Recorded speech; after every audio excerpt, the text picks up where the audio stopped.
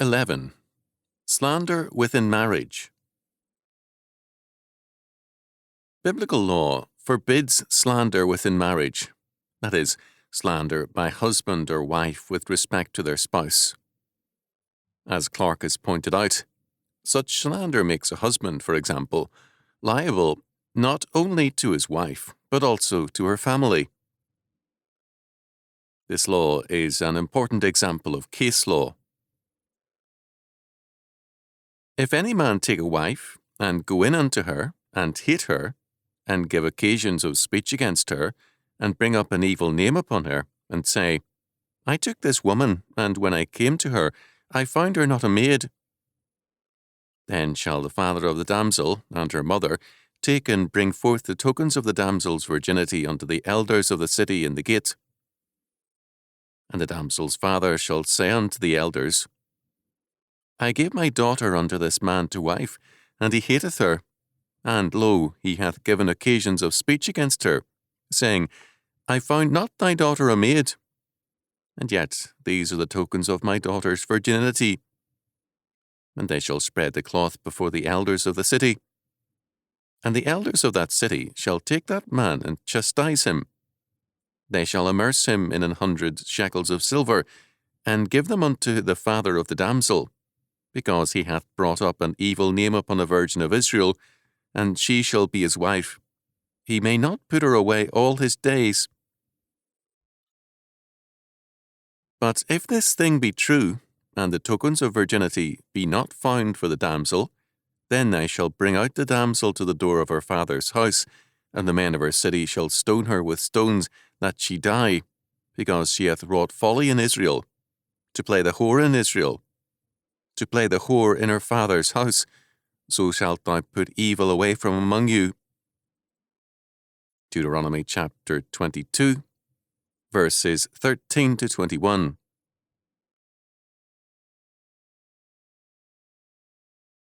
Before analysing the implications of this law for its bearing on false witness, it should be noted that this is a most unusual law from the legal perspective. First, in every trial under this law, a conviction inevitably follows. Either the wife is found guilty, or the husband is found guilty for having brought false charges against her. When a marriage reaches this point, an inner penalty is inescapable. The public penalty is also inescapable when the matter reaches trial. Second, this law is also unusual in that it seems to reverse all normal procedure in court cases. In all other kinds of trials, the accused is innocent until proven guilty, and it is the duty of the witnesses to prosecute the case by providing evidence of guilt. As the Talmud gives evidence, witnesses to prosecute were still necessary and a normal part of the proceedings in such cases. All the same, however, the wife must clearly prove her innocence. The reason for this unusual aspect of such a case is that the case is, in reality, a double prosecution. The husband has accused his wife of coming to the marriage with a background of unchastity. The father of the bride initiates the prosecution. He prosecutes the husband in order to silence the slander of his daughter, and as prosecutor, he must produce evidence and witnesses. Evidence of his daughter's virginity, and witnesses to the slander. The husband must produce evidence of unchastity, or pay a very heavy penalty. The fine and the penalty are worth noting in some detail. A fine of 100 shekels of silver, Deuteronomy chapter 22, verse 19, was a very considerable sum. A quarter shekel was considered a notable gift for a great man, 1 Samuel chapter 9, verse 8. The annual poll tax of all males in Israel, 20 years of age and older, was half a shekel, Exodus chapter 30, verse 15. Under Nehemiah, with the Persian Empire providing many of the civil functions and also exacting a tax, the poll tax was cut to a third part of a shekel. Nehemiah chapter 10, verse 32. Thus, 100 shekels of silver was an extremely heavy fine, and one which would virtually wipe out most husbands and make them, in effect, their wife's servant or slave thereafter. The fine was paid to the bride's father, and thus kept out of the control of the husband, who could nullify the effect of the penalty if the money were in his wife's possession.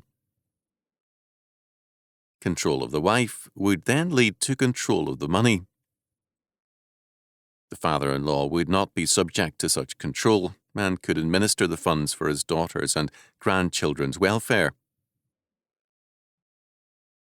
Not only was the husband so penalized, but all recourse to divorce was then barred to him. This did not mean that the wife now had a license to sin. She could still be put to death for any future adultery. Such an offence was a criminal action. The power of divorce was taken from the husband.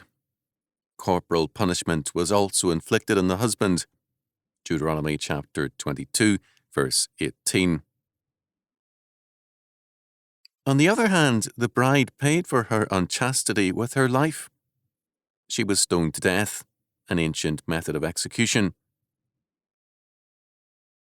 Its place in the Bible is due to the ability of the witnesses and the community to take part in the execution, since the police power of the people required that they recognize their duty to witness and to execute in all cases of established crime. The principle of general police power is still valid and basic.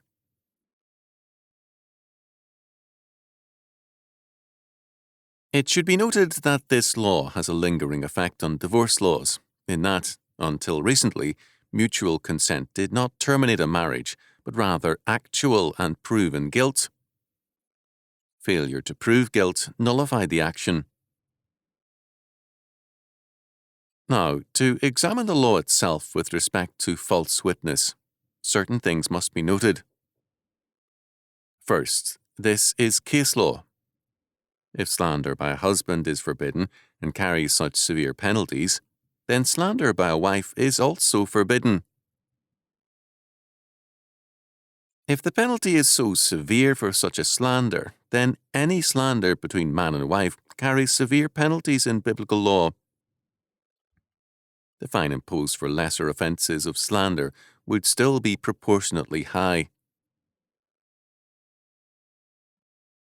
Clearly, therefore, biblical law requires a high degree of care and thoughtfulness of speech between husband and wife.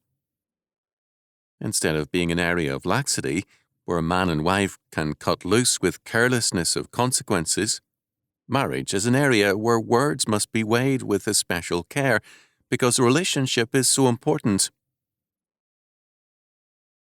Scripture gives extensive evidence of this requirement.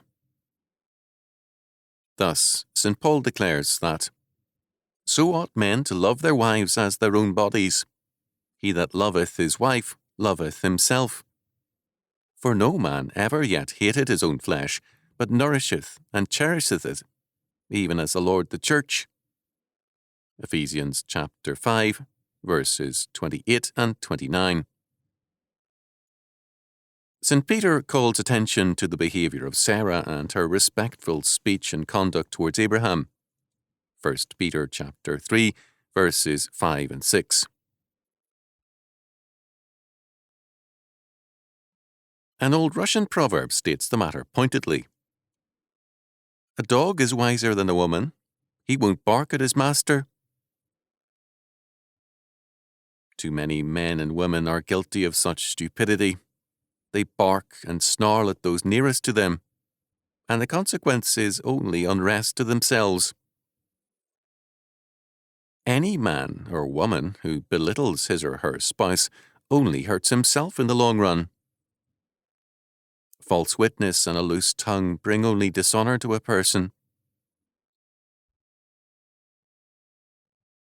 Second, The matter of slander within the family is a criminal and public offence, not merely a private matter. Damages are due to the bride's parents, and a penalty is imposed by the state because the disruption of the peace of family life is a major breach of public peace and order. The centrality of the family makes slander within the family particularly dangerous to society. The charge is that the husband hath brought up an evil name upon a virgin of Israel. The wife is in this charge identified not in terms of her family, but the nation. The husband has lashed out at more than his wife and her family. He has attacked moral standards upheld and underscored by the nation itself.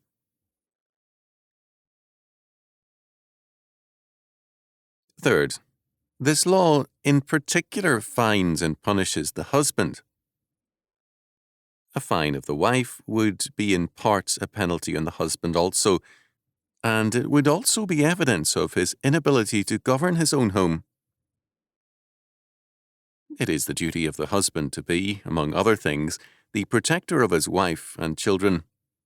If he instead defames them, defames his wife in particular, it is an indication of both an inability to protect and to govern, and a sick mentality which invites shame and disgrace. The man has denied to his family a standard of godly conduct, which is a basic necessity of life.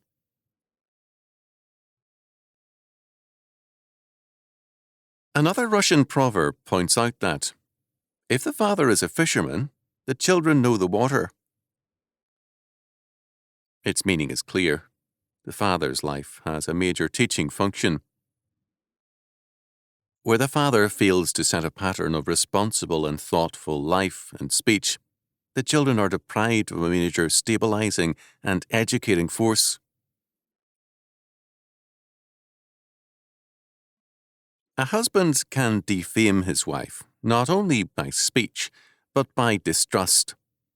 If he refuses to allow her those duties and privileges which she is competent to administer, he has defamed her. To cite an example, a husband regularly belittled his wife's financial competence and often cited as a joke a foolish checkbook error she had made. The error was real enough, but it was not a true report of her character. Her little gift shop had twice saved him from serious trouble in his own business. On one occasion, he had overexpanded too rapidly when business was very good and then faced bankruptcy. Her nest egg, derived from her shop, saved him, but it was never repaid nor publicly acknowledged. On another occasion, bad investments hurt him financially, and her funds provided a needed payment on his building. This husband regularly slandered his more capable wife without ever formally telling a lie. He simply cited a few facts which gave a false picture of a very capable woman. Truth itself can be slanderous if it is used to give a partial or distorted picture. Fourth, the 9th Commandment requires that we bear no false witness against our neighbour, and this law makes it clear that our most important neighbour is our wife or husband. F.W.J. Schroeder observed that man is free only as he maintains veracity. The lie destroys his true freedom. Man finds his richest freedom in family life under God. This freedom is destroyed, and the home turned into a prison where men and women bear false witness against one another. Fifth, turning again to the fine imposed on the husband, we get a further glimpse of the seriousness of slander within marriage.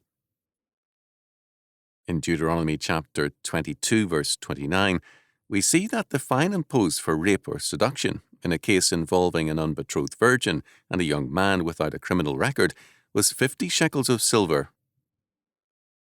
If marriage followed, that is, if the guilty man were accepted as a husband, no divorce was possible. The fine for slandering a wife by a false accusation of premarital unchastity was thus twice the fine for rape and/or seduction. In either case, the fine was very heavy, but the penalty for slander is greater because it strikes at an existing marital relationship and undercuts it brutally. The ravished girl had a dowry of 50 shekels to take into another marriage. If her father rejected the offender as a possible husband, she could begin a new life with another man with the advantage of an extra dowry. Exodus chapter 22, verses 16 and 17. The offended wife had no such opportunity. Her children might well bind her to her husband. The loss of the right of divorce was his, not hers. The fine was thus especially severe in order to prevent the occurrence of such offences. In modern humanistic law, there is virtually an open season on slander within marriage, and the results are predictably bad. A final note. Virtually every people has a background of wife beating and, on occasion, husband beating. There is no evidence of this in Scripture. The severity of the law with respect to slander makes it clear that, by analogy, physical abuse is worse and unthinkable. A relationship is required between husband and wife which is grounded on faith, not fear.